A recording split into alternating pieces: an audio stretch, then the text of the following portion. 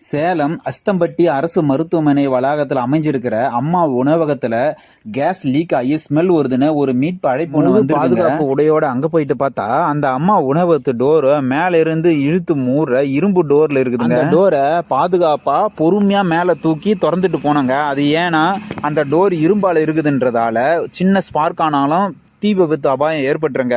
அது ஏன் தீ விபத்து அபாயம் ஏற்பட்டுன்னா அந்த கேஸ் லீக் ஆன கேஸ் வந்து அந்த குடோன் ஃபுல்லா ஃபார்ம் ஆயிருக்கு. போன உடனே அந்த சிலிண்டரில் இருக்கிற ரெகுலேட்டரை முதல்ல ஆஃப் பண்றாங்க. ஆஃப் பண்ண உடனே அந்த கேஸ் லீக்கேஜ் நின்று போச்சுங்க.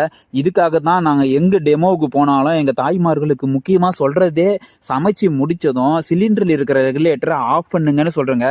அதை ஆஃப் பண்ணாலே இந்த சிலிண்டர் மூலியமா நடக்கிற 99% விபத்து நடக்காம போயிடுங்க. மேல இருந்த பாத்திரத்தை எடுத்து தரையில பாதுகாப்பா ஸ்பார்க் உருவாகாத அளவுக்கு பொறுமையா வச்சுட்டு அந்த சிலிண்டரில் இருக்கிற ரெகுலேட்டரை டிஸ்கனெக்ட் பண்ணிட்டு அந்த சிலிண்டர் தூக்கி எடுத்துன்னு வந்து வெளியே வைக்கணுங்க.